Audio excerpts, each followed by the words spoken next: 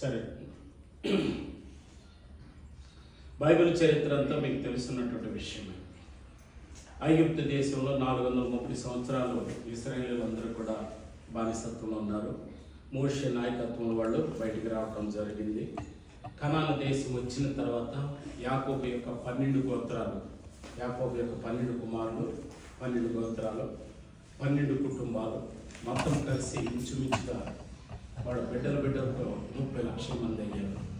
30 లక్షల మందిని కూడా ఒకే రాజు పరిపాలించాడు. ఎవరు? మొట్టమొదటి రాజు సౌలు గారు పరిపాలించారు. సౌలు గారు పరిపాలించిన టైంలోనే మనందరికీ తెలిసిన విషయాలు. సౌలు గారు కూడా సమూయేలు చేత అభిషేకించబడ్డప్పుడు సమూయేలు దగ్గరికి వచ్చి మాకు రాజు కావాలని అడిగారు. నేను ఈ టాపిక్ ఎందుకు, ప్రతిదీ బైబిల్లో ఉంది. ఇప్పుడు రేపు ఏ గవర్నమెంట్ రావాలనేది కూడా బైబిల్లో ఉంది. ప్రతి ప్రభుత్వము, ప్రతి అధికారం నా దగ్గర నుంచి వస్తుంది అన్నాడు ఆయన. దేవుని స్తోత్రం కలుగును. అది నేను రేపు దానియేలు గ్రంథంలో క్లియర్గా రాశాను. దానికి అవివేకంతో, మూర్ఖత్వంతో మనం ఆ పార్టీ ఈ పార్టీ మనకు నచ్చినట్టు కాదు, దేవునికి నచ్చిన ప్రభుత్వం కావాలి. ఎవరికి ఏ అధికారమైనా సరే ఆ అధికారం అంటే ఒక తండ్రివా, ఒక తల్లివా, ఒక కొడుకు, ఒక కూతురు, ఇది అధికారమే. ఇది కూడా ఎక్కడి నుంచి వచ్చిందంటే పై నుంచి వచ్చిన అధికారమే. వీడు నిమిత్త మాత్రుడు మాత్రమే. ఆ అధికారికి మనం లోబడి పనిచేయాల్సింది. మనకు ఇచ్చిన ఏ అధికారమైనా సరే. మనం ఆ తోటలో పనివాడు మాత్రం తోట అయింది. దేవునికి స్తోత్రం కదా, అది అర్థం చేసుకున్నాం. అలాగే కుటుంబం కూడా అయింది. మీరు గుర్తుపెట్టుకోవాలి, కుటుంబం మంద కాదు, కుటుంబం ఆయన కట్టారు.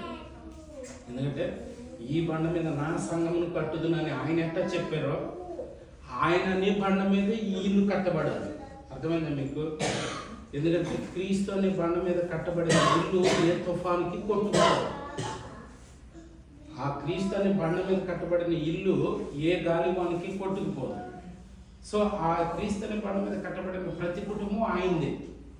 ఆ కుటుంబంలో ఒక తల్లిగా, ఒక తండ్రిగా మీరు డ్యూటీలు చేయాలి అంతే. కాబట్టి ఆయన మీకు శిరస్సు అయి ఉన్నాడు, ఆయన మీకు అధికారి అయి ఉన్నాడు అన్నమాట. ఇందాక మార్టిన్ లూథర్ గురించి చెప్తూ మర్చిపోయింది. ఆయన మారారు ఆర్సీఎంలోంచి. ఈ అంటే మరియమ్మను ఆరాధించడం తప్పు అని తెలుసుకుని ఇక్కడికి వచ్చారు. ఆయన ప్రొటెస్టెంట్ వ్యవస్థను అసలు క్రియేట్ చేసింది ఆయన. క్రీస్తుని ఆరాధించటం అనేటువంటిది నిలబెట్టింది. దానిలో ఉన్న లోపాలన్నీ సరి చేసింది కూడా ఆయన.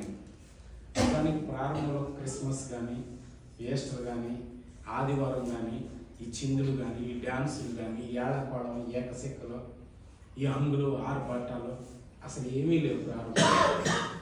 తర్వాత ఒకరిని చూసి ఒకళ్ళు పులిని చూసి నాకు వాతలు పెట్టుకున్నట్టు దేవుడి నుంచి దూరం వచ్చేట్టు మార్టిన్ లూథర్ అంటాడు, మన తల మీద అనేక పక్షులు ఎగురుతూ ఉంటాయి, అవి మనకి పెద్దగా పట్టించుకోవాల్సిన అవసరం లేదు. కానీ అదే పక్షి మన తల మీద గూడు పెట్టిందంటే మనకు తెలియకుండా ఉంటుందా అన్నాడు. ఇంతగా పక్షి ఏంటో తెలుసా? పాపం. అంటే కొన్ని పాపాలంట మనకు తెలియకుండా కొన్ని జరిగిపోతాయి పై కానీ కొన్ని అంట మన గుండెల్లో గూడు కట్టుకుపోతాయి అంట. అంటే ఓ పాపం అనే పక్షి పైన తిరుగుతుందంటే ఆ దారి వేరు. కానీ ఒక పాపం నీ తల మీద గూడు కట్టు కూర్చుంది అంటే, ఒక పక్షి నా తల మీద గూడు కట్టుకుందంటే నాకు తెలియకుండా కట్టుకుంటుందా? నాకు తెలియకుండా కట్టుకుందని చెప్తే నమ్ముతారు మీరు? అంటే దాని అర్థం ఏంటంటే, ఒక పాపం చచ్చే వరకు వదిలిపెట్టకుండా నేను అట్టగా పట్టు కూర్చున్నానంటే నేను పట్టుకుంటూనే ఉందా పాపం, లేకపోతే దానికి అదే వచ్చిందా? ఓ పక్షి నా తల మీద గూడు కట్టిందంటే నేను అంగీకరిస్తేనే కట్టిందా, లేకపోతే దానికి అదే బలవంతాన్ని కడుతుందా? నేను అంగీకరిస్తేనే కడుతుందా? అంటే దాని అర్థం ఏంటంటే, కొన్ని పాపాలకి, కొన్ని అక్రమాలకి, కొన్ని ఆచారాలకి, కొన్ని సాంప్రదాయాలకి మన గుండెలో గూడు కట్టేసుకున్నాం పాపాలు. అటువంటి పాపాల విషయాల నుంచి మనం బయటికి రావాలి అంటున్నారు. అంటే గుండెలో తిష్ట వేసి ఉన్నటువంటి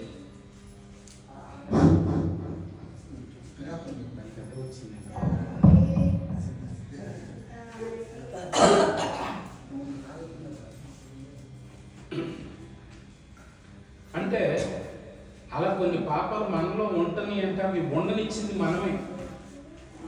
అటువంటి పాపాలు కొన్ని గూడులాగా కట్టుకుని మనలో ఉన్నాయంటే మన ప్రమేయం లేకుండా పాపం మనలోకి రానే రాదు. దేవునికి స్తోత్రం కలుగును.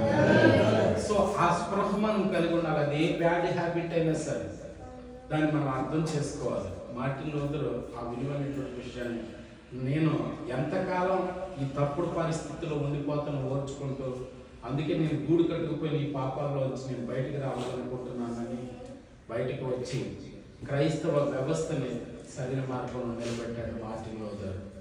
సరే, అది వేరే విషయం. ఇక్కడ ఈ నరకంలో జరిగినటువంటి పెళ్లి ఒకటి ఉంది.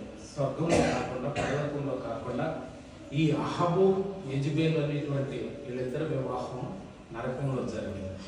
ఎందుకంటే ఈ అహబు అనేటువంటి రాజు, మీకు చెప్పాను కదా, సౌలు 40 సంవత్సరాలు తర్వాత ఎక్కడికి వచ్చిన తర్వాత కనాను దేశం వచ్చిన తర్వాత 40 సంవత్సరాలు సౌలు పరిపాలించాడు. ఆ తర్వాత సౌలు దావీదు మీద కేవలం అసూయతో యేసు ప్రభుని చంపటం కూడా ప్రధాన కారణం ఏంటంటే అసూయ. బైబిల్ ఏం చెప్పిందంటే అసూయ మనిషిని చంపుద్ది అని చెప్పింది. అసూయ మనిషిని చంపుద్ది అంటే ఖచ్చితంగా. యేసు ప్రభుని కూడా కేవలం ఆయనలో ఏ దోషము లేదు, అసూయ చేత మాత్రమే చంపారు. కేవలం సౌలు తను తాను చంపుకొని తన కొడుకును కూడా యోనాతాను చంపుకోవటానికి ప్రధాన కారణం ఏంటంటే ఆ సౌలు దావీదు మీద పెట్టుకున్న అసూయ. ఏ వ్యక్తి అయితే గుండెల్లో అసూయ తిష్ట వేసి ఉంటుందో ఆ వ్యక్తికి ఆ అసూయ క్యాన్సర్ లాగా పనిచేస్తుంది. కాబట్టి ఎవడన్నా ఎదుగుతున్నప్పుడు, ఎవడన్నా అభివృద్ధి చెందుతున్నప్పుడు, ఎవడన్నా ఆశీర్వదించబడుతున్నప్పుడు నిజమైనటువంటి దైవ బిడ్డలుగా మనం దేవునికి స్తుతి చెల్లించాలి తప్ప మనం అసూయ కలిగి ఉండకూడదు. అసూయ తెలియకుండా మనకి అనారోగ్యాన్ని కలిగించేస్తాం మన లోపల. ఏ వ్యక్తి అసూయని కలిగి ఉంటాడో తన గుప్పెట్లో తను నొప్పును పట్టుకున్న వాడితో సమానం. రాజు నొప్పు పట్టుకున్నవాడు ఓర్చుకుంటూ ఉంటాడేమో కానీ కాకుండా మాత్రం నా గుండెలో నేను మీ మీద అసూయ కలిగి ఉంటే అది నాకు లోపల నొప్పితో సమానం. అది నన్ను తినేద్దాం ఉంటుంది, కాల్చేద్దాం ఉంటుంది. సౌలు తినేసింది. సౌలు విచక్షణ జ్ఞానాన్ని కోల్పోయాడు, వివేకాన్ని కోల్పోయాడు, కుటుంబాన్ని కూడా నిర్లక్ష్యం. ఎందుకంటే ఆ కాన్సన్ట్రేషన్ అంతా దావీదు మీదే ఉంది. తాను పోగొట్టుకుంటున్నానన్న సంగతి కూడా మర్చిపోయాడు, తన బిడ్డను పోగొట్టుకుంటున్నానన్న సంగతి కూడా మర్చిపోయాడు. ఆడింట్లోనే 2 ఉన్నాయి. సౌలు దావీదుకి శత్రువు అయితే సౌలు కొడుకు దావీదుకు మిత్రుడు. దావీదును చంపేయడానికి సౌలు ప్రయత్నం చేస్తుంటే దాన్ని తప్పించడానికి యోనాతాను దేవుడు ఎన్నుకొని ఆయన ఇంట్లోనే ఇది మా నాన్న ఇట్లా చేతనలు తప్పుకో అక్కడే సెటిల్ చేశాడు దేవుడు. నేను అదే గుర్తు చేస్తున్నాను. నా దేవుడు అన్ని పరిస్థితుల నుంచి నన్ను విడిపించడానికి సమర్థుడు. ఒకవేళ నా దేవుడు నన్ను విడిపించకపోతే ఆ శోధనలో ఆ రోగంతో ఉండటమే నా దేవునికి ఇష్టమైతే కనుక నేను దాన్ని అనుభవిస్తాను అన్నాడు దావీదు. అది నిజమైనటువంటి ఆరాధన. నా దేవుడు నన్ను రక్షించకపోయినా పర్వాలేదు, అందులో పడి కాలిపోవటమే, సింహాలకు ఆహారం అవ్వటమే నా దేవునికి ఇష్టమైతే కనుక నేను అదే చేస్తాను. ఆ దేవుని చిత్తమే నేను జరిగిస్తాను. కాబట్టి మనం అర్థం చేసుకోవాలి, దేవుడిని ఆరాధించడం అంటే దేవుని చిత్తాన్ని ఉన్నట్లుగా జరిగించడం. సరే, ఈ 40 సంవత్సరాలు సౌలు అలా చనిపోయాడు. అంటే సౌలు 1000 కొలది చంపితే దావీదు 10,000 కొలది చంపారని ఊళ్ళో వాళ్ళు ట్యాగ్ వేశారు. ఇప్పుడు ఈ మాటలు కూడా మనం గుర్తుపెట్టుకోవాలి. సౌలుకి దావీదుకి మధ్య భేదాభిప్రాయం తెచ్చింది ఊళ్ళో వాళ్ళే. అర్థమవుతుందా? అలాగే కుటుంబంలో కానీ, భార్య భర్తలో కానీ, తల్లి బిడ్డలలో కానీ 3వ వ్యక్తిని దూరనివ్వకూడదు. ఆ సమస్యను మనమే పరిష్కరించుకోవాలి తప్ప వాళ్ళు ఇల్లు కాలిపోతుంటే పేలాలు ఏరుకునే రకమే తప్ప, ఇల్లు కాలిపోతుంటే బిడ్డీలు ఇరిగించుకుని సెక్రటరీలు ఇరిగించుకుని ఎంజాయ్ చేసేవాళ్ళే తప్ప ఆర్పే ప్రయత్నం ఎవరు చేయరు. కాబట్టి అది కూడా మనం అర్థం చేసుకోవాలి. కేవలం సౌలు దావీదుల మధ్య వైరాన్ని కలిగించేసింది ఎవరంటే ఇల్లు వేసింది కేకలే, రెచ్చగొట్టు వదిలిపెట్టారు. ఏదో తండ్రి మీద లేకపోతే తల్లి మీద ఖచ్చితంగా ఎవరిని ఒకళ్ళు ఎన్నుకుంటారు. కూతురును కొడుకును ఎన్నుకుంటారు. ఎన్నుకుని రెచ్చగొట్టు వదిలిపెడతారు. పచ్చగా ఉన్న సంసారాన్ని, పచ్చగా ఉన్న మొక్కల మీద కొన్ని కెమికల్స్ స్ప్రే చేస్తారు. ఏమైపోతే తెల్లంటే మొత్తం ఎండిపోతుంది. సేమ్ అలాగే వాడుకుంటారు. అది కూడా రెచ్చగొట్టు వదిలిపెడతారు. అందుకే చెప్పుడు మాటలు ఎప్పటికీ కూడా అవి అగ్నితో సమానం.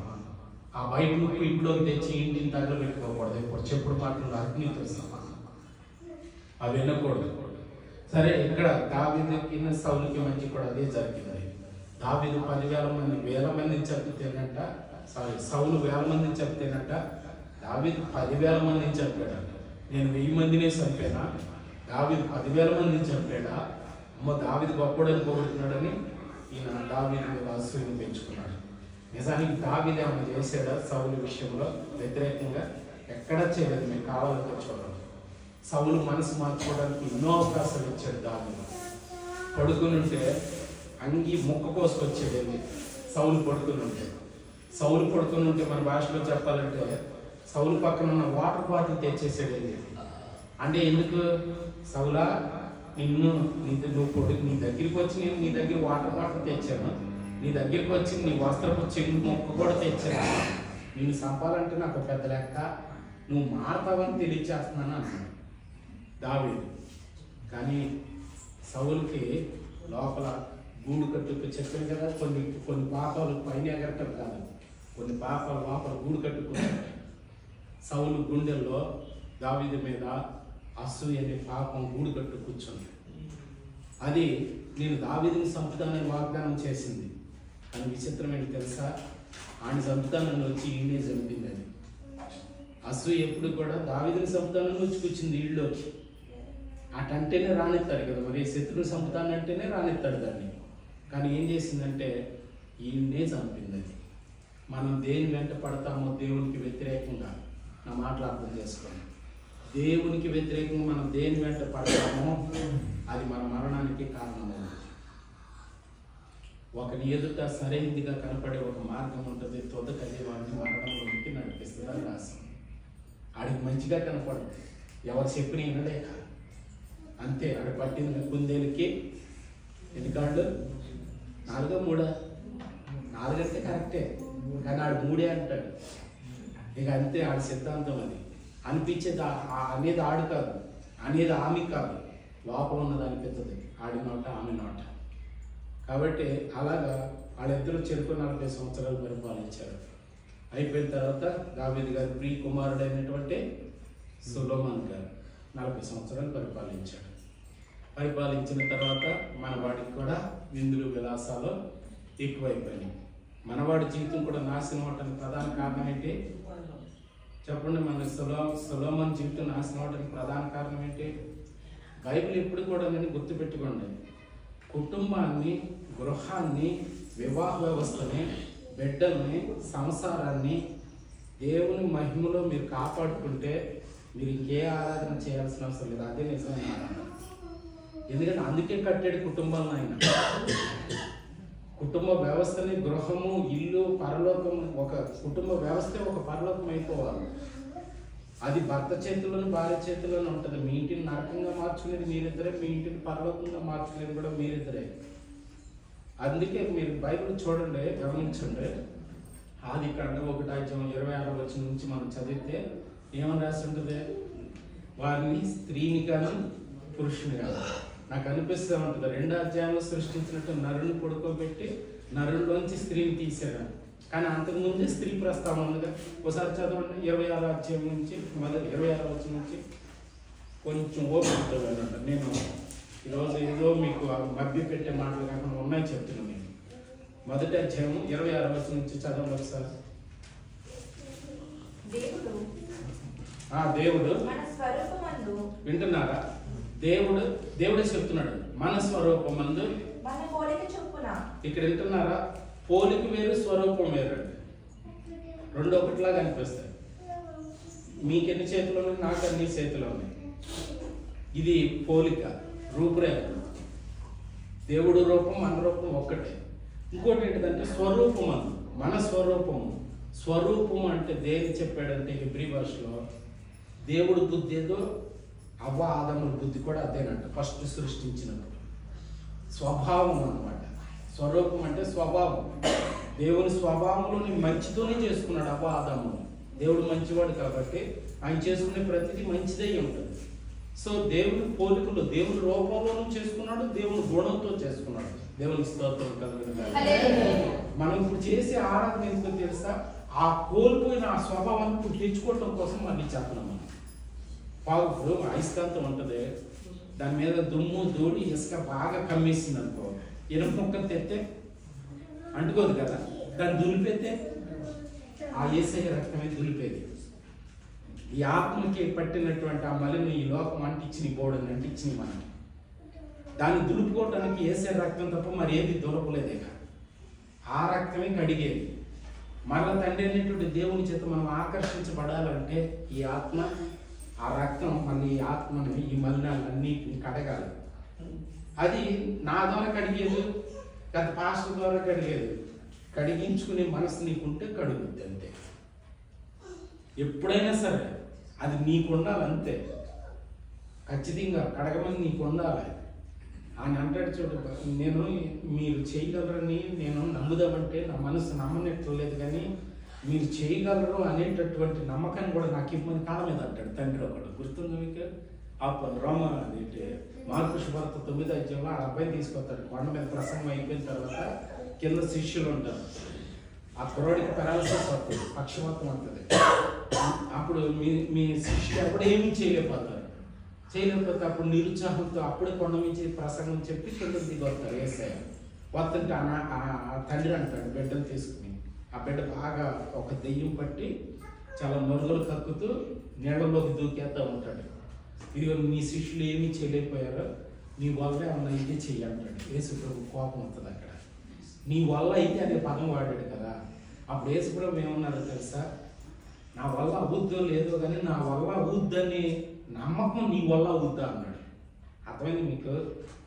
ఎప్పుడైనా సరే నువ్వు మంచం మీద ఉన్నప్పుడు, నేను అనారోగ్యంతో ఉన్నప్పుడు, నేను అప్పు సమస్యలతో ఉన్నప్పుడు, లేదా ఏదైనా కుటుంబపరమైనటువంటి సమస్య ఉన్నప్పుడు మనకు నమ్మకం తక్కువ ఉంటుంది దేవుడి మీద. కానీ ఆ టైంలో మనం దేవుడి మీద నమ్మకం ఉంచగలిగితే కనుక మనం బయటపడిపోతాం. కానీ మన మనసు నమ్మకం ఉండనివ్వదు. వేరే వాటి మీద అదే క్వశ్చన్ చెప్తే, అదే ఆన్సర్ చెప్పుద్ది, అదే రెచ్చబడుతుంది మనసు. ఇక్కడ ఆ మాట అడిగారు. అప్పుడే 9:23 యేసుప్రభు చెప్పిన మాట, నమ్ముట నీ వలనైతే నమ్మువానికి. కాబట్టి యథార్థంగా చెప్తుంది, ఇది గోల్డెన్ రూల్ అండి. నీ ఆరోగ్యానికి, నీ ఆస్తికి, నీ అందానికి గోల్డెన్ రూల్ అని చెప్పిన నమ్మికే. ఒక మనిషి బలంగా, ఒక మనిషి ఆరోగ్యంగా, ఒక మనిషి ఆనందంగా ఎలా సాధ్యం అంటే అది కేవలం ఏంటంటే నమ్మకం మీదే సాధ్యం. ఈ సొలొమోను జీవితం కూడా కేవలం సర్వనాశనం అయిపోవటానికి ప్రధాన కారణం ఎవరంటే స్త్రీనే. అందుకే ఆయన రాసిన మాట. ఇక్కడ మీరు ఆ ప్రస్తావన నేను చెప్తే మళ్ళీ స్త్రీ మీదకి నెట్టేస్తున్నాను. పాస్టర్ గారు స్త్రీ పక్షం కడితే స్త్రీ ద్వేషి, పురుష పక్షపాతి ఇటువంటి పేర్లు పెట్టకూడదు. నేను ఒకే ఒక పక్షపాతిని, మా తండ్రి అనేటువంటి దేవునికి మాత్రమే. ఎవరు ఎక్కువ ఒకడు తక్కువ అనేటువంటి కారణంలో చెప్పకూడదు. కానీ దేవుడు కూడా స్త్రీని తక్కువగాను పురుషుని ఎక్కువగాను చూసేటువంటి స్వభావంతో సృష్టించాడంటే మీకు అందుకే మొదటి పుస్తకం 1వ అధ్యాయంలోనే దేవుడు స్త్రీ పురుషుల విషయంలో ఎలా ఉన్నాడు. అన్ని మతాలు స్త్రీ తక్కువ చూపించండి. మన దేవుడు కూడా అలాగే తక్కువ చూపించాడా? మీకు చూపిస్తున్నా అక్కడ. అదే మన పోలిక చొప్పున మన స్వరూపమందు చదవడం.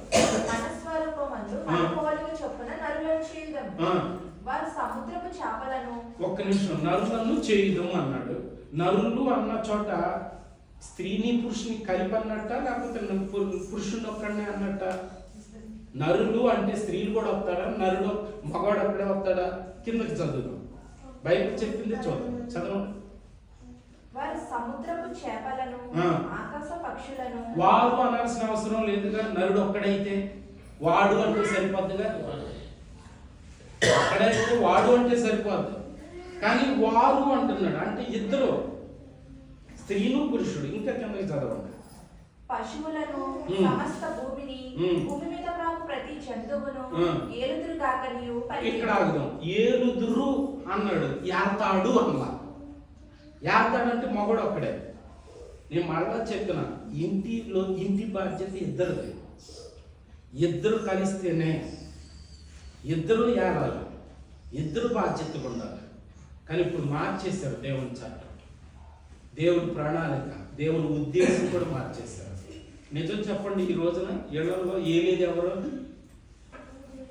ఓపెన్ మాట్లాడుతున్నాం. ఏళ్ళల్లో ఏలేదు ఎవరు, మగోడే వెళ్తున్నాడా? అసలు మగోండి ఏలమన్నాడా బైబుల్?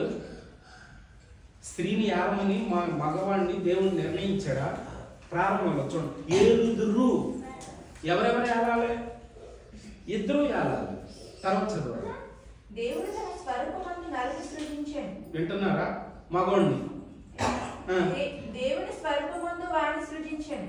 స్త్రీని గాను పురుషుని గాను విడిగా చెప్తున్నాడు కదా. ఇద్దరు పోలిక దేవుడి పోలికే. అమ్మ పోలిక, నాన్న పోలిక, స్త్రీ పోలిక, పురుషుడి పోలిక, ఇద్దరిని దేవుడి పోలికలోనే చేసుకున్నాడు. స్త్రీ ప్రస్తావన ఇక్కడ ఉంది, ఫస్ట్ లోనే ఉంది. మరి కానీ ఆదాము పడుకోబెట్టి గాఢ నిద్ర కలిగేసి అప్పుడు భార్యను తీసినట్టుగా అక్కడ ఉంది. నేను అనుకుంటాను చేసిన తర్వాత మగవాళ్ళలో దాసాడు స్త్రీని. దాని అర్థం ఏంటంటే దేవుని చిత్త ప్రకారం జరిగిన పెళ్లి బలహీనురాలైనటువంటి స్త్రీని తన గుండెల్లో దాచుకోవాల్సినటువంటి అవసరతను చూపించాడు. మళ్ళీ అటువంటి రమ్యమైనటువంటి రంగుల ప్రపంచం పరిగెత్తకోకుండా ఈవిడ జాగ్రత్తగా ఉండి ఈవిడ గుండెల్లో భార్యను దాచుకోవాలి.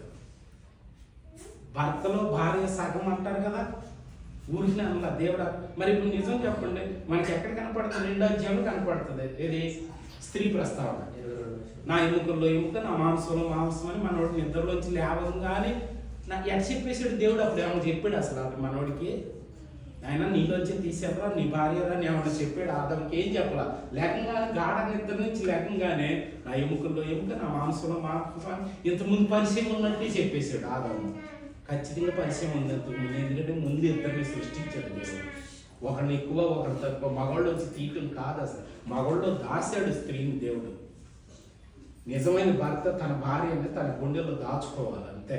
అట్ట కాపాడుకోవాలి. దేవుడు అలా కాపాడుకున్నాడు. నేను వాక్యానుసారం మాట్లాడుతున్నా, మీ మీద ప్రేమతో నేను మాట్లాడుతున్నా. హోషేయంలో మీరు చదివితే ఎన్నిసార్లు వెళ్ళిపోద్దు వాళ్ళ ఆవిడ. పిల్లలు పుట్టిన తర్వాత కూడా వెళ్ళిపోద్ది. ఏంటి సూపులకి రమ్మింగ్ ఎవడ కనపడితే వాడు వెంట వెళ్ళిపోతున్న మళ్ళీ తెచ్చుకుంటాడు హోషే ప్రవక్త. ఏంటయ్యా నాకు ఈ పరిస్థితి, ఎంత నీచమైన బతుకు నాకు ఎందుకు చెప్పినామంటే, హోషే ప్రవక్త దేవుడు అన్నాడు, మీరు నన్ను నా విషయంలో ఎన్నిసార్లు వెళ్ళిపోలేదు, మీరు నేను తెచ్చుకోలేదు మిమ్మల్ని అన్నాడు. అంటే దాని అర్థమేంటి తెలుసా? అవివేకంతోనో మూర్ఖత్వంతో భర్త తప్పు చేసినా భార్య తప్పు చేసినా తెచ్చుకోవాలి. ఎంత పరమాత్మను చూడదు. అప్పుడే ఆ గృహము, ఆ ఇల్లు, ఆ కుటుంబము ఒక పరలోకపు అనుభూతి ఉంటుంది. అంతే తప్ప రెచ్చగొట్టుకోకూడదు. ఏమే ఏది పొద్దున్నే లేకని ఎదురింటి అయితే అదే పనికి మాట్లాడుతున్నావు అన్నాడు. ఈవిడందట, మరి ఆ ఆవిడతో నువ్వు లేచిన దగ్గర నుంచి సొల్లువాగుడు వేసుకుంటలేదా అని ఆవిడ. అర్థమైంది మీకు? ఈయన ఏమన్నాడు? పొద్దున్నే లేకని ఎదురింటి ఆయనతోటి నీకు ముచ్చట్లు ఏంటి అన్నాడంట. ఈవిడేముంది? లేచిన దగ్గర నుంచి సాయంత్రం వరకు మరి ఆడావిడితో నువ్వు ముచ్చట్లు ఏంటి అన్నాడు. నేను మగాడిని అన్నాడు అయ్యాడు. ఆవిడందంటే ఆయన కూడా మగోడే అన్నట్టు. అర్థమైంది మీకు? నేను మాట్లాడి ఆయన కూడా ఇప్పుడు అంతటితో ఆగుద్ది. అది ఆ రెచ్చగొట్టుకోవటం అంతటితో ఆగుద్దా? ఆగదండి. అలా కాదు, సరి చేసుకోవాలి, సవరించుకోవాలి, క్షమించుకోవాలి, తెచ్చుకోవాలి, సరి చెప్పుకోవాలి, సరి చేసుకోవాలి. అప్పుడు సంసారం అనేటువంటి బండి సజీవంగా సాగింది. రెచ్చగొట్టుకుంటూ మొదలెట్టారా దానికి అవకాశం ఇచ్చినట్టే. అది వచ్చి కూర్చుందంటే కనుక వీళ్ళిద్దరి మధ్యలో వివాహం కూడా అందుకే చెప్తారు. కొంతమంది ఏం చేస్తారంటే మేనగోళ్ళని, అత్త కూతుర్ని ఎందుకు చేస్తారంటే ఆస్తులు బయటికి వెళ్ళిపోకుండా, లేదా వృద్ధాప్యంలో తాత సోతారని. పెళ్ళి ఎప్పుడు కూడా చేసుకునేవాడు సుఖం ఉండాలి. నా మాట అర్థమైందా? పెళ్ళి ఎప్పుడు కూడా చేసుకునే ఇద్దరికి సుఖంగా కోసమే దేవుడు పెళ్ళిని నిర్ణయించాడు. ఆవిడ బాగుంటుందనో, ఆయన బాగుంటాడనో, ఆస్తులు బయటికి పోకుండా ఉండటం కోసమో ఇవే సొంత నిర్ణయాలు. ఇవి నరకంలో జరిగే పెళ్ళిళ్ళు. వెనక్కి తిరిగి చూడండి, ఎన్ని గొడవలు, రోజు యుద్ధం ఆ ఇళ్లలో. ఇది దేవుని చిత్తమైనటువంటి పెళ్ళి. పెళ్ళి చేసుకుని రెండు అద్భుతమైనటువంటి రెండు జీవితాలు ఒక జీవితం అవటం, రెండు అద్భుతమైన జీవితాలు కలిసి ఒక జీవితం అవటం, ఆ జీవితం సంతోషంగా ఉండటానికి చేసుకుని. అంతే తప్ప అమ్మమ్మ బాగుంటుందనో, నాన్నమ్మ బాగుంటుందనో, తాతయ్య బాగుంటాడనో, ఉన్న కుంటా సెంటు బయటికి వెళ్ళకుండా ఉంటుందనో పెళ్ళిళ్ళు చేసుకుంటే కనుక అవంతా వీళ్ళు ఉండరు కలిసి అలా పెళ్ళిళ్ళు చేయొద్దు అంటాడు ఈ అహబు జీవిత చరిత్రలో. అదే జరిగింది. సరే అయిన తర్వాత మొత్తం అది కూడా అయిపోయింది. అందుకే సొలొమోను కూడా చివరికి తన సర్వస్వాన్ని కూడా ఆయన అనుభవం మీద ఒక మాట చెప్పాడు. మీరు తప్పుగా అనుకోండి అంటే ప్రసంగి గ్రంథం అనుభవం మీద చెప్పిన పాట 7వ అధ్యాయం 26వ వచనం. త్వరగా ప్రసంగి 7:26. మరణము కంటే ఎక్కువ దుఃఖము కలిగించినది ఒకటి నాకు కనపడింది. భూమి మీద అన్నిటికంటే భయపడేది ఏది? మనం అందరం అన్నిటికంటే భయపడేది. ఓపెన్గా చెప్పుకుందాం. మనం బాగా భయపడేది దేనికి? భూమి మీద. మీరు ఒప్పుకున్నా ఒప్పుకుపోయినా మనం అందరం బాగా భయపడేది యేసు ప్రభు చెప్పారు.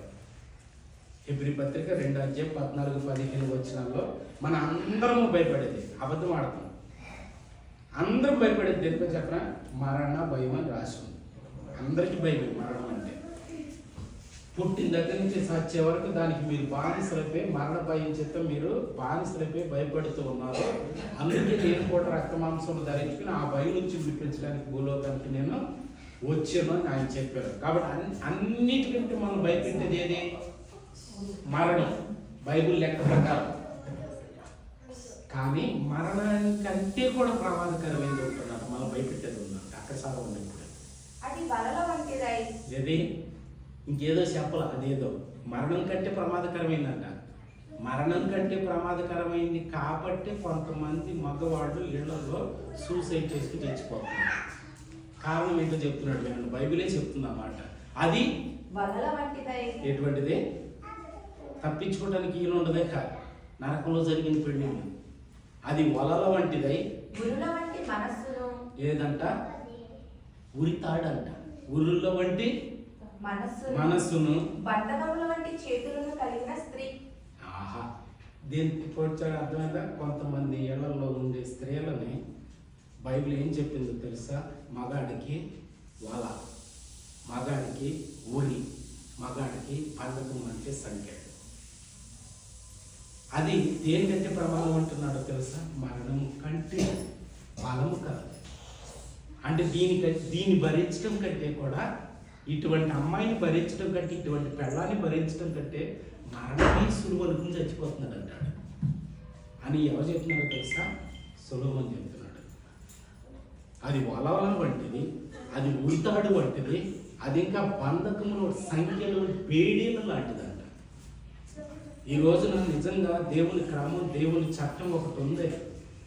నేను మరలా చెప్తున్నా, మనం క్రీస్తు మార్గాన్ని ఉన్నది ఉన్నట్లు ఆలోచిస్తేనే పరలోకం అంత దొరుకు. దానికి ఒక క్రమం ఇచ్చాడు. ప్రారంభంలో స్త్రీని తక్కువగాను పురుషుని ఎక్కువగా దేవుడు చేయాలి. ఇద్దరిని దేవుడు పోలికలో చేసుకున్నాడు. ఇద్దరు ఇంటిని ఏలాలన్నాడు. ఇద్దరు తను ఏర్పాటు చేసినటువంటి భూమండలం ఇద్దరు కలిసి నింపాలన్నాడు. ఇద్దరు ఉంటేనే ఆశీర్వదించబడతారు. ఇద్దరికి చెప్పాడు. కానీ ఒక్క చోటుకు వచ్చిన తర్వాత ఎప్పుడైతే భర్తను వదిలిపెట్టి భర్త ఉండవలసినటువంటి హద్దుల్లో ఉండకోకుండా దాటి వెళ్ళిన తర్వాత ఒకసారి చదవండి 3:16 చదవండి. అప్పుడు పాపం వచ్చేసింది. పాపం చేసేసింది అక్కడ. 3:16 ఆయన స్త్రీతో నీ ప్రయాసము నీ గర్భ వేదనను నేను మిక్కిలి హెచ్చించేదను. ఒక్కసారి బిడ్డల కన్నా మీరందరూ ఈ వాక్యాన్ని జ్ఞాపకం చేసుకోవాలి. నిజంగా బిడ్డను కంటం అంటే మరో జన్మ అంటారు కదా. దేవుడే చెప్పాడు అక్కడ. అంత బాధ, అంత శ్రమ నువ్వు ఈ రోజున అనుభవిస్తున్నావంటే కేవలం మీ మామ చేసిన తప్పు. ఎవరో అవ్వమ్మ చేసింది. ఏమంటారు చదవండి ఒకసారి. నేను మిక్కిలి హెచ్చించేదను, వేదనతో పిల్లలను కందు, నీ భర్త ఎడల నీకు వాంఛ కలుగును. వింటున్నారా? నీ భర్త ఎడల నీకు వాంఛ కలుగును. అతడు నేను ఏలునని చెప్పాను. ఒక్క నిమిషం. అతడు నిన్ను ఏలును అన్నాడు. ఇంతకు ముందు ఏమన్నాడు? ఇద్దరు కలిసి ఏలాలన్నాడు కుటుంబాన్ని. ఇప్పుడు ఏమన్నాడు తెలుసా? ఒకరిని తగ్గించాడు. ఎవరిని తగ్గించాడు? ఇంటి ఇళ్ళని తగ్గించాడు. కారణం ఏంటో తెలుసా? తప్పు చేసింది కాబట్టి. మీ నమ్మకపోతే తప్పు చేసింది స్త్రీ అయినా పురుషుడైనా ఆడు తగ్గించబడతాడు దేవుని చేత. ఆడి పాపనే ఆడిని తగ్గిస్తుంది. అరే నువ్వు వేలాలరా అంటున్నాడు అంతే, నీకు ఇచ్చిన అవకాశం పోగొట్టారని. నిజం చెప్పండి, ఈ రోజు నీళ్ళలో అలాగే జరుగుతుందా? ఎలా మీ ఆవిడ కొంగు వదిలిపెట్టమంట కదరా నువ్వు, మీ ఆవిడ గీసిన గీత దాటమంట కదరా నువ్వు, నిజమేనా అన్నాడంట. ఒక నిమిషం ఆవిడ మా ఆవిడని అడిగొస్తానన్నాడండి. అది కూడా ఆ ఆవిడని అడిగొస్తానన్నాడంట. ఈ అహాబు జీవితం నిజంగా చెప్తున్నాను, ఒక క్రమం ఉంది క్రైస్తవ కుటుంబాలు. మిగతా కుటుంబాలు ఎట్సత్తే నాకు అనవసరం.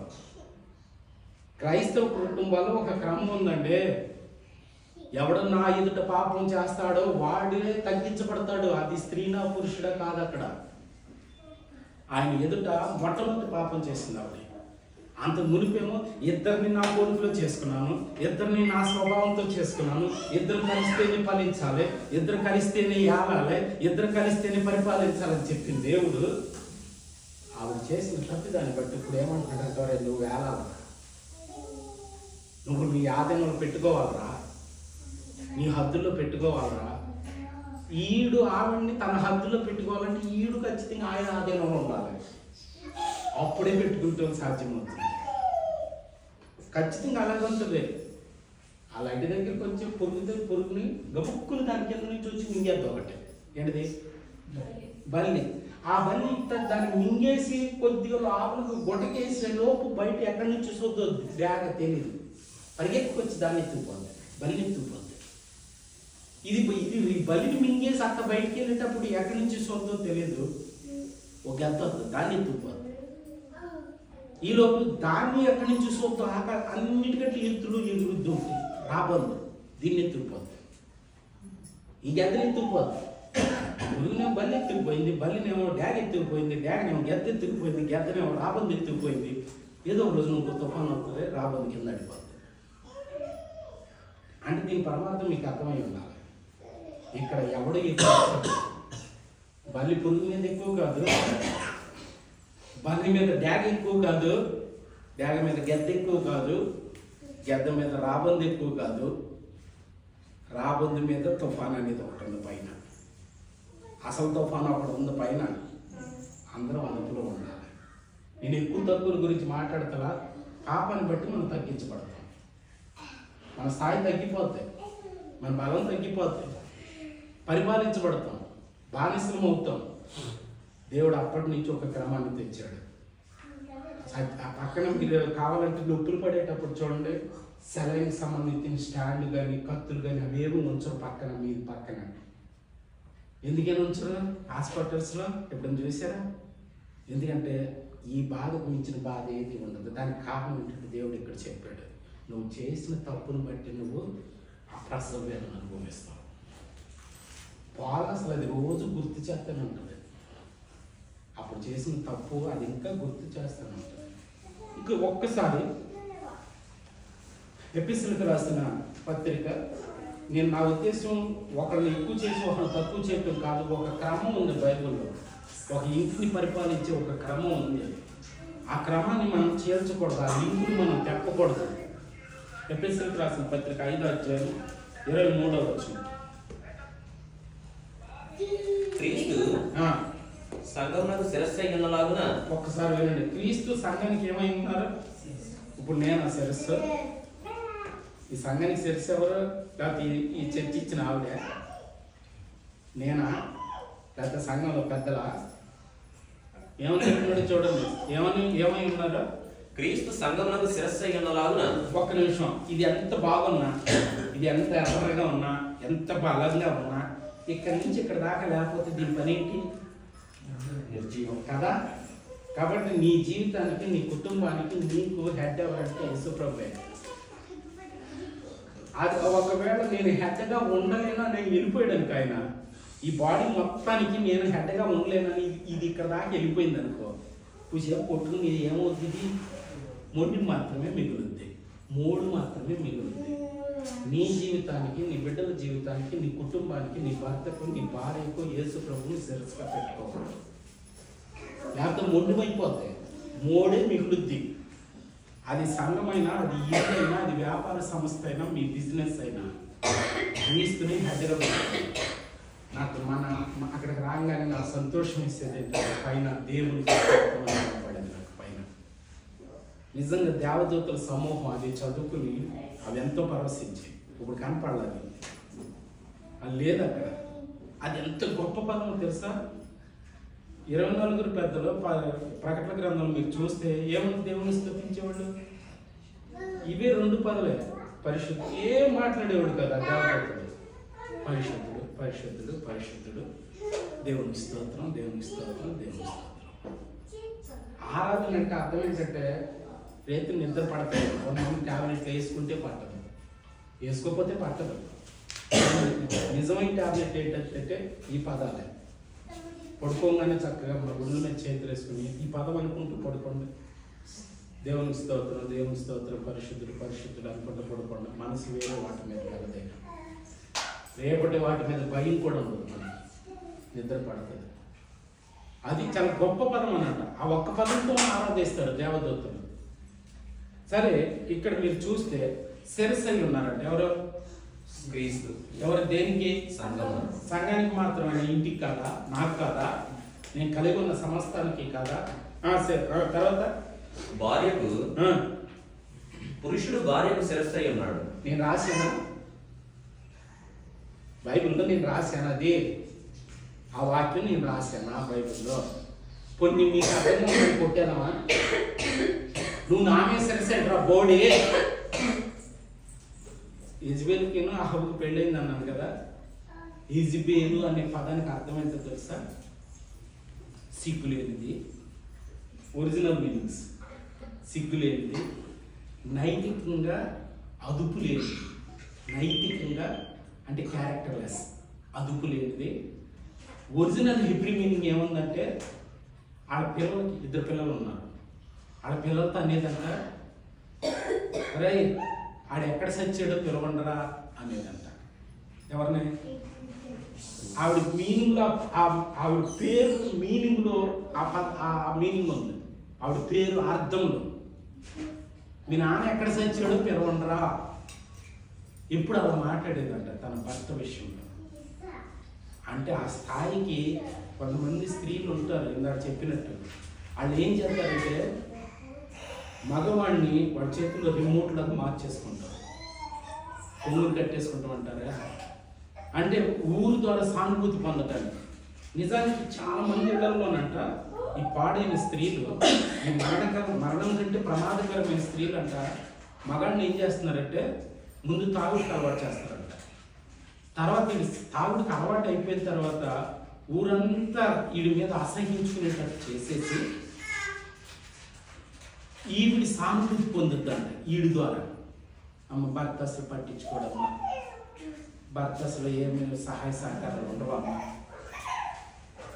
వీళ్ళంట మరణం కంటే ప్రమాదకరమైనటువంటి దేవుని వాక్యం ఏముంది? ప్రతి చదవండి ఆ మాట.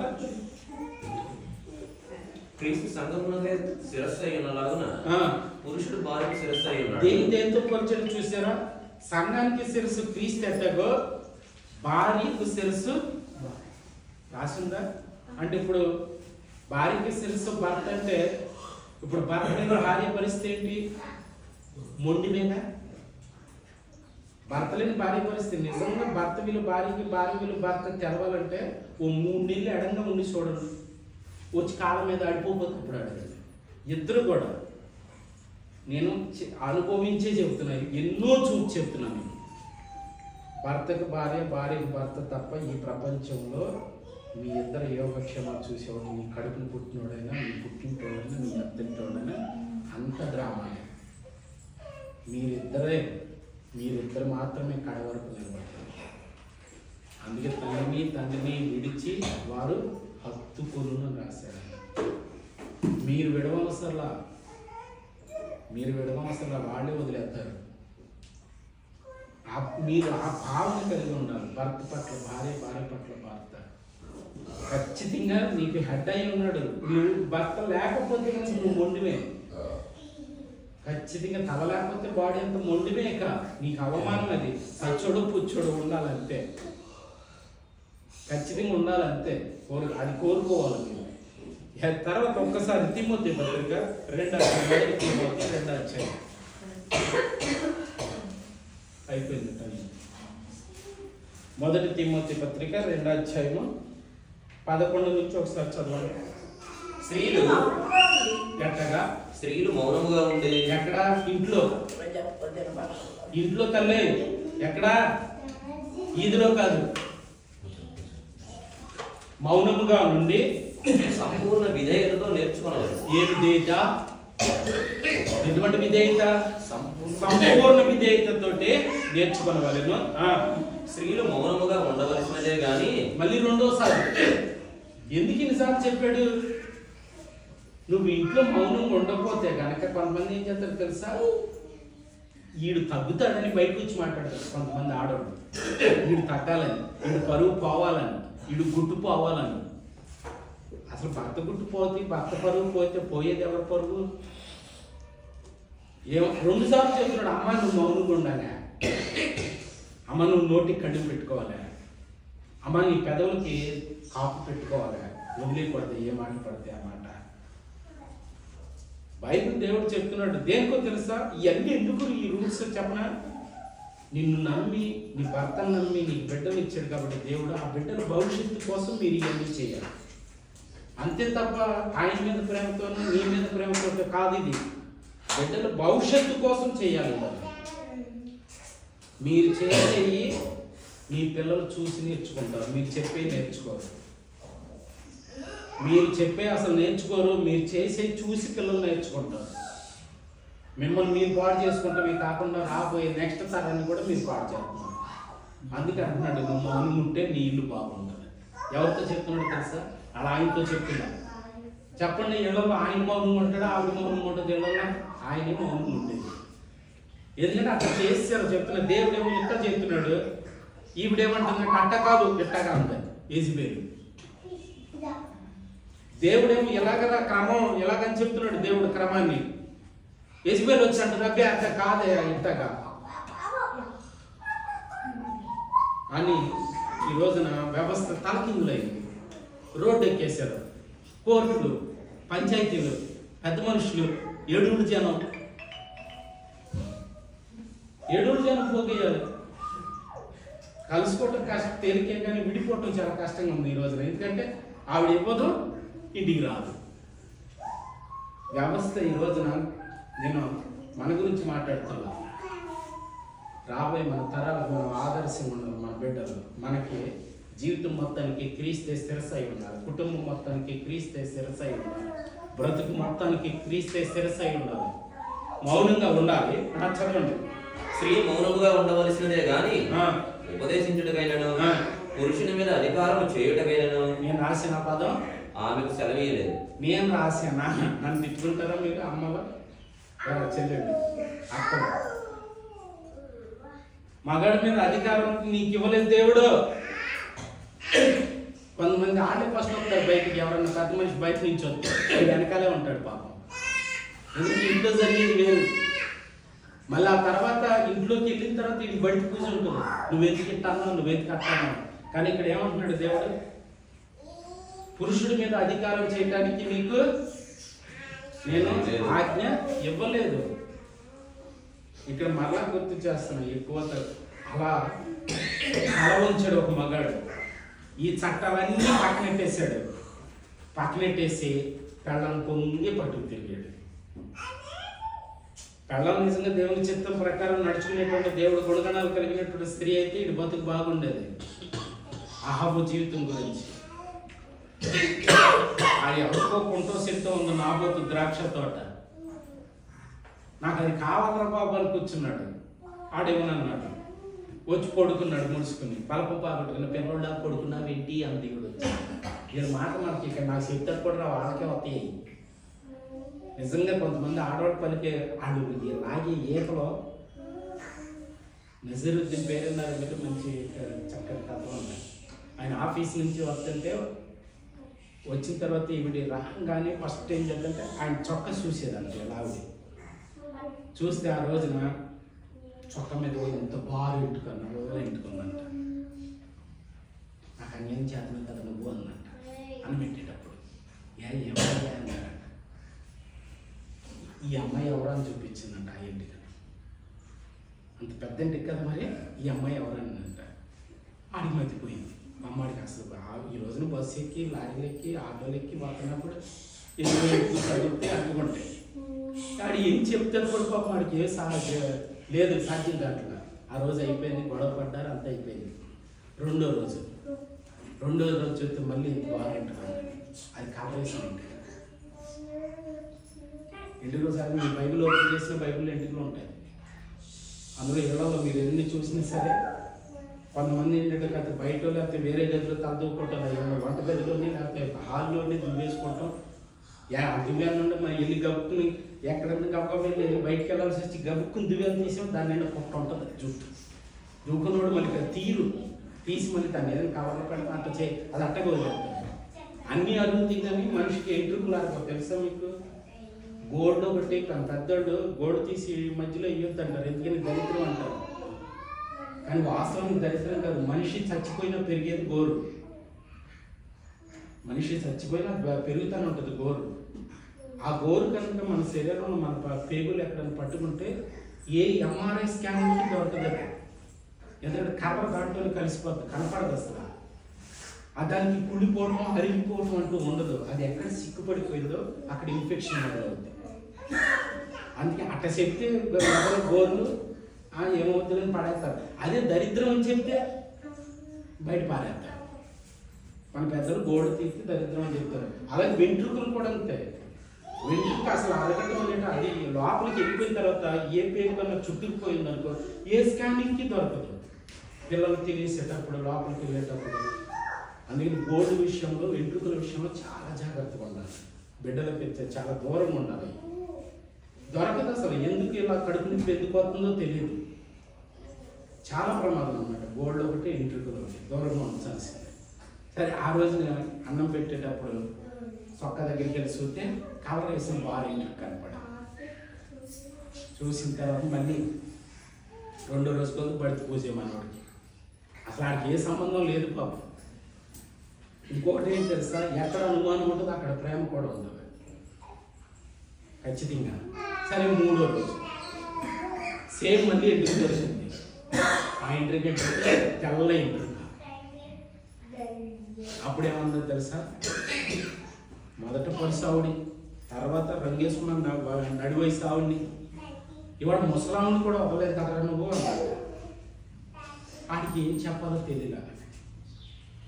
ఈ టార్చర్ భరించలేకే ఇళ్లలో భార్యల టార్చర్ భరించలేక తాగే మగవాళ్ళు ఎక్కువ అంటే ఈ రోజున. ఎవరు మరణకరమైన స్త్రీ, నేను అందరి గురించి అంటలా, అందరి స్త్రీల గురించి అంటలా. ఇందాక ప్రసంగించే ప్రమాదకరమైన ఇళ్లలో ఉన్నారు. వాళ్ళు పెట్టే టార్చర్ భరించలేక తాగే వాళ్ళు ఎక్కువ. అంటే ఆల్రెడీ ఆడవాళ్ళు ఇల్లు పాడైపోయి ఇంటికి వెళ్ళకుండా ఉన్న మగవాళ్ళు ఎక్కువ మంది ఉన్నారు. ఇక నాలుగో రోజు మళ్ళీ చూసింది షర్ట్ని. చూస్తే ఒక ఇంటికి కూడా లేదంట. ఏమన్నా తెలుసా ఆవిడే, వాడు బోడుగున్న అమ్మాయిని కూడా వదలలేదు నువ్వు అన్నట్ట. అంటే అనుమానం అనే పిశాసి నీ గుండెలో తెష్ట వేసినప్పుడు వీడి కర్మ కాలిపోయినట్టు. వీడి ఒంగున్న తప్పే, నుంచున్న తప్పే. కాబట్టి అర్థం చేసుకోండి, అనుమానాలు రానివ్వండి.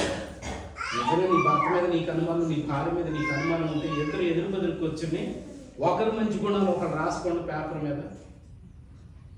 నిజంగా ఖచ్చితంగా మీరు ఎన్నైనా చెప్పండి, భర్త ఎంత తింటాడో ఏ కూర తింటాడో నీకే తెలుస్తుంది. ఒక మంచి గుణం నీ తప్పులన్నీ కవర్ చేయాలి అంతే. ఇద్దరు అలా మెచ్చుకునేటట్లు, పొగుడుకునేటట్లు, ఒకరినొకడు గౌరవించుకునేటట్లు, ప్రేమతో ఆ బంధాలు తెచ్చుకోవాలి తప్ప అనుమానం అని పెరిగిపోతాను మీ ఇద్దరి మధ్యలో తెచ్చుకున్నారా ఆడు సంతోషిస్తాడు. అక్కడ ఉండి పంపించినది ఆడే కాబట్టి. ఇల్లు కాలిపోతుంది వాళ్ళందరూ ఎట్లా క్యాప్లో పోవాలి చూడటానికి చాలా మంది వస్తారు. ఇద్దరు దెబ్బలాడుకోండి రోడ్డు మీద, ఎవరు చూడకపోతే వాళ్ళిద్దరు ఇంట్లోకి వెళ్ళిపోతారంట. అందరూ వచ్చేసి చూస్తున్నప్పుడు ఎవడు వెళ్ళిపోతాడు ఓడిపోయినట్టు. అందుకే ఆడ మనం దెబ్బలాడుకుంటూ మనం తన్నుకుంటుంటే మనం తిట్టుకుంటుంటే మన కుటుంబం చిన్న భయం అయిపోతుంటే ఆడ పండగ అనే అవకాశం. సో ఆ క్రమాన్ని మనం అర్థం చేసుకున్నాం. ఈ అహబు చేసిన తప్పు ఏంటంటే కేవలం ఒక్క మాట కూడా చూపిస్తాను. అహబులో ఉన్న 3 గుణాలు చెప్పేసి నేను క్లోజ్ చేస్తాను. నెక్స్ట్ వీక్ మాట్లాడతాను. ఈ 2 వారాలు కుటుంబాలు సర్వనాశనమని, ఈ ఇటువంటి తండ్రుల వల్ల, ఇటువంటి తల్లుల వల్ల. అహబు లాంటి తండ్రులు, యెజబేలు లాంటి తల్లులు. ఈ యెజబేలు ఎప్పుడుదో తెలుసా? యేసు ప్రభు ఇంకా భూమి మీదకి 1000 సంవత్సరాలు కొత్త జరిగింది. కానీ ఈ యెజబేలు ఎక్కడ ప్రత్యక్షమైందో తెలుసా? ఆత్మీయ సావు ఉండదు. యెజబేలు చచ్చిపోయింది, కానీ యెజబేలు ఆత్మీయ సావులేదు. ప్రకటన గ్రంథం 2:20 ఒకసారి చదవండి. ప్రకటన గ్రంథం. అయినను నీ మీద తప్పు ఒకటి నేను మోపవలసి ఉన్నది. 4వ సంఘం, 7 సంఘాల్లో 4వ సంఘం గురించి ఆయన మాట్లాడుతున్నాడు. అన్ని మంచి గుణాలు ఉన్నాయంట నీ ఇంట్లో, నీ సంఘంలో, కానీ ఒక తప్పు ఉంది. ఏంటిది?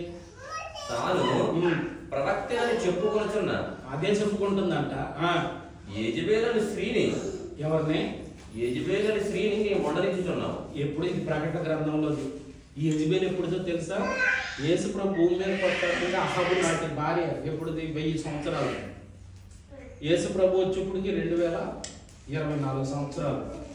అప్పుడు ఎప్పుడో 4000 సంవత్సరాల క్రితం చచ్చిపోయిన యెజబేలు ఆమె ఇళ్లలో ఉన్నట్టు. ఇంకా కొంతమంది స్త్రీల రూపంలో పనిచేస్తుందంట. నేనే ప్రవక్తని, నేనే అధికారిని, నేనే హెడ్ని, నేను చెప్పినట్టే నడవాలి, నువ్వు అట్లా మూసి కూర్చో అంటుందంట. లాయిని సంఘంలో అట్లా ఉంటుందంట, ఇంట్లో అలా ఉంటుందంట. అది ఇంకా బతికే ఉందంట.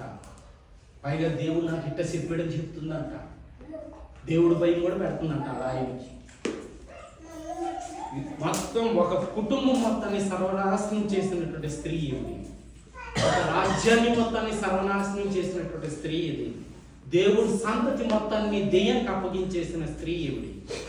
దేవుడు పరలోకంలాగా ఉన్న కుటుంబాన్ని నరకంగా మార్చేసిన స్త్రీ ఇవిడి. ఆ మాట ఒక్కటి చెప్పి నేను క్లోజ్ చేద్దాను. చూడండి ఒకసారి ఎందుకు అహాబు అట్లా అయిపోయాడు. మొదటి రాజుల గ్రంథం, ఈ ఒక్క మాట. మొదటి రాజుల గ్రంథం 21వ అధ్యాయము. మొదటి రాజుల గ్రంథం 21వ అధ్యాయము 25-26 వచనాలు. జాగ్రత్తగా వినండి. తన భార్య అంటే ఇక్కడ తన ఎవరంటే అహబు, భార్య ఎవరంటే యెజబేలు. తన భార్య వింటున్నారా? ఈ మాట వింటున్నారా? తన భార్య అయిన యెజబేలు అంటే ఏంటి? ప్రేరేపణ అంటే అర్థం ఏంటి? రోజు అక్కడ తీశారు, నువ్వు దమ్మే, నువ్వు దమ్మే, నువ్వు దమ్మే. ఏం చేస్తాడు? ఇంటికి వెళ్ళాలంటే భయం వాడికి. ఏం చేస్తాడు? అమ్మి లేకపోతే అప్పు చేసి కట్టే, అప్పు చేసి కట్టే, అప్పు చేసి కట్టే. ఏం చేస్తాడు? తప్పదు కట్టేస్తాడు. ప్రేరేపణ అంటే అర్థం ఏంటంటే, ఓ ఇంటికి వెళ్ళంగా నీకు అదే డైలాగ్, అదే నస్స. మౌనంగా ఉండమంటున్నాడు ఆయన, కానీ ఈవిడ అదే నస్స. తన భార్య అయిన యెజబేలు ప్రేరేపణ చేత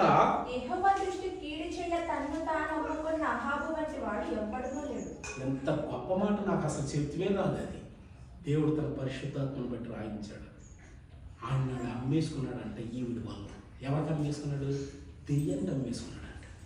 ఈవిడి బాధపడలేక ఆనాడు దెయ్యానికి అమ్మేసుకున్నాడంట. ఈవిడి టార్చర్ భరించలేక, ఈవిడి ప్రేరేపణ బట్టి, ఈవిడ పెట్టే టార్చర్ తట్టుకోలేక వాడు ఆత్మను దెయ్యానికి అమ్మేసుకున్నాడంట. 22 సంవత్సరాలు పరిపాలించాడు యూదులను ఈ రాజు. 1 రోజు 2 రోజులు కాదు, 22 సంవత్సరాలు యూదులు పరిపాలించినటువంటి రాజుని ఒక యెజబేలు పరిపాలించింది.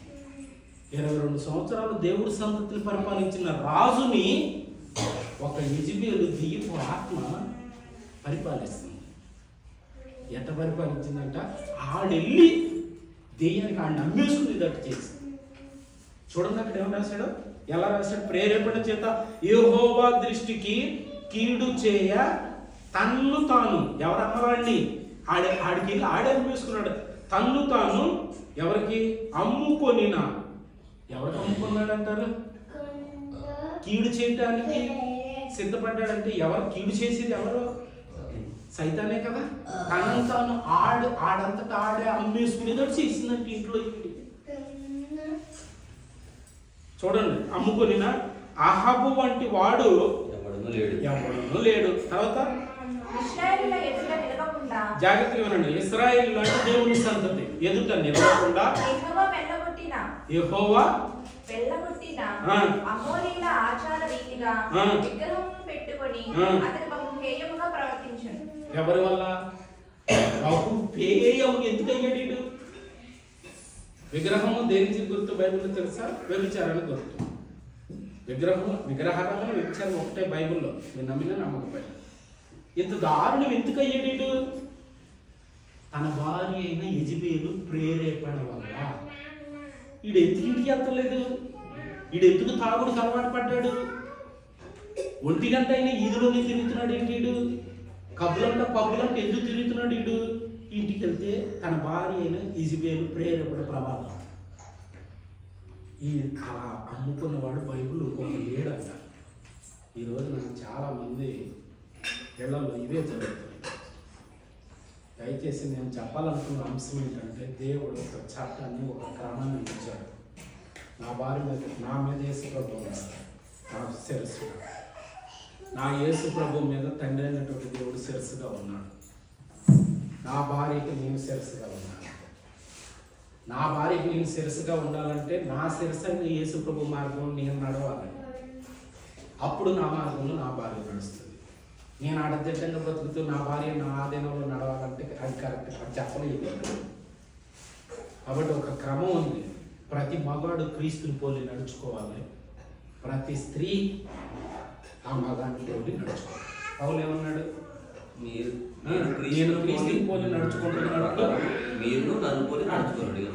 నేను నా ప్రభుని పోలి అటువంటి సహనం, అటువంటి ఓపిక, అటువంటి నిదానం కలిగి, నోట బూర్తి లేకుండా, అనుమానం లేకుండా భార్యగా దేవుడు అప్పగించినటువంటి జతగా చూసుకుంటే ఖచ్చితంగా నా భార్య కూడా నా అడుగుజాడు నడవదా?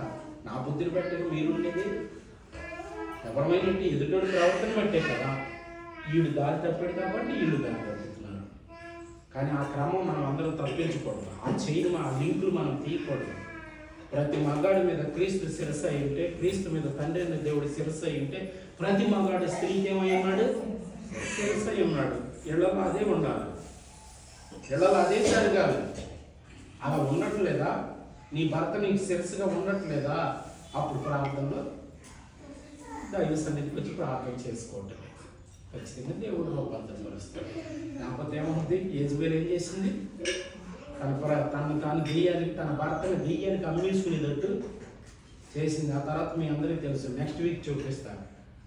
యెజబెలు మాట విని నీవు శిరస్సుగా ఉండాల్సిన నువ్వు నీ భార్య కొంగు పట్టి తిరిగి నా చట్టాన్ని, నా చిత్తాన్ని నువ్వు పాడు చేస్తావు. కాబట్టి నీ వంశంలో, నీ ఇంట్లో ఒక మగోడు వచ్చనన్నాడు ఆహాబుతో.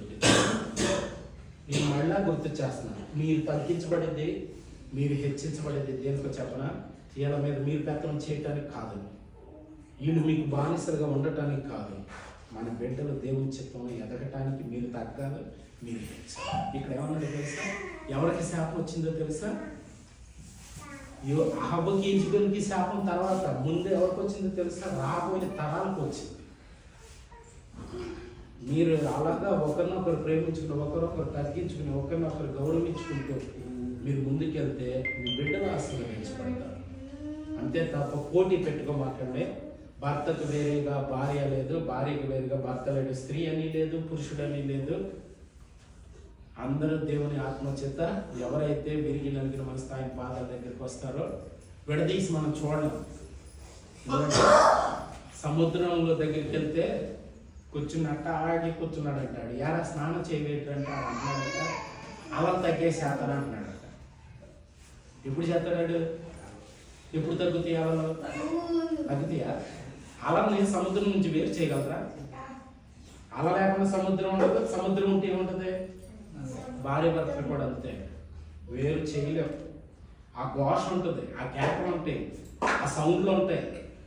కానీ నిజమైనటువంటి భార్య భర్తలు అలా కలిసి ఉంటారు అలా సముద్రంలో. అర్థం చేసుకోండి దయచేసి.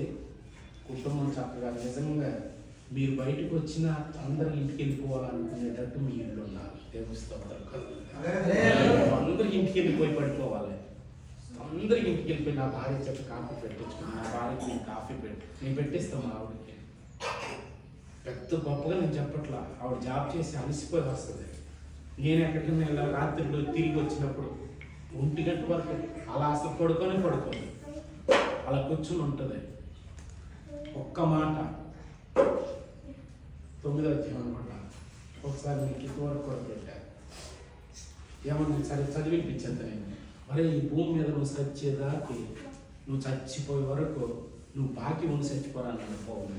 ఏం బాకీ ఉండమన్నాడు తెలుసా? ప్రేమ అనే బాకీ ఉండి చచ్చిపో. నా భార్య నా కోసం మెలుకుగా ఉండగలిగేటట్టు చేయగలిగేది ఏంటో తెలుసా? ఆవిడ మీద నాకున్న ప్రేమ. ఆవిడకి నేను ప్రేమ బాకీ పడ్డాను. ఆ బాకీ ఏం చేస్తుందంటే ఆమె అట్ట కూర్చోబెట్టి ఉంచుతుంది నా కోసం. ఒకరికొకరు బాకీ పడండి, అదే ఉంచుద్ది మిమ్మల్ని. తక్కువ ఎక్కువ అనుకోమనకండి. నేనే వంట చేయాలా, నేనే టీ పెట్టాలా, తప్పు కాదండి. ఇద్దరు కలిసి ఇద్దరు ఏలాలి, ఇద్దరు పరిపాలించాలి, ఇద్దరు ఫలించాలి, ఇద్దరు నిండించాలి ఇంటిని. ఇద్దరు అది అర్థం చేసుకోండి. కోణంలో ముందుకెళ్ళండి. కుటుంబాన్ని పరలోకంగా మార్చుకోండి, నరకంగా మార్చుకోవద్దు. దేవుడింటి మాటలు దీవించును గాక. నేను ఎవరిని తప్పు చేసి మాట్లాడలేదు. ఎవరిని రేపొద్దున ఆడపిల్లలు మాట్లాడినప్పుడు మీరు అలా ఉండకూడదు. అది అర్థం చేసుకోండి. బైబిల్ క్రాంతి మాత్రమే నేను చూపించాను. వాక్యానికి విరుద్ధంగా మాట్లాడానా? వాక్యానికి వ్యతిరేకంగా మాట్లాడానా? వాక్యం ఉన్నది మాట్లాడానా? ఇంకా లోతైన విషయాలు ఉన్నాయి. కానీ మన చుట్టూ మార్చేశారట. ఎందుకంటే కొంతమంది పెళ్లి చేసిన తర్వాత అత్తలు ఏం చేస్తారంటే కోడలకు ఒకలాగా చెప్తారంట, కూతురుకు ఒకలాగా చెప్తారంట. కోడలకు ఏం చెప్తారు? కొడుకులు వదిలేయాలని చెప్తారు. కూతురికి ఏం చెప్తారు? అల్లుడికి ఒకరిని కట్టేసుకోవాలని చెప్తారు. అర్థమైంది మీకు? కోడలకి ఏం బోధిస్తూ ఉంటారు? కొడుకుని కొంగుని కట్టుకోవద్దు అన్నట్టు చూపించుకుంటారు. కానీ కూతురికి ఏం చెప్తారు? జాగ్రత్త అమ్మా, నీ హద్దులు నీ చేతులు కట్టుకోవాలి అట్లా చెప్తారు. అది కరెక్ట్ ఎప్పటికీ కాదు. దేవుని చిత్తం జరిగించేటట్లు దేవుని భయం కలిగిన వాడు అన్నిట్లో జాగ్రత్తగా ఉంటాడు. అట్టి కృపను దేవుడు మనకు అనుగ్రహించును గాక. రైట్.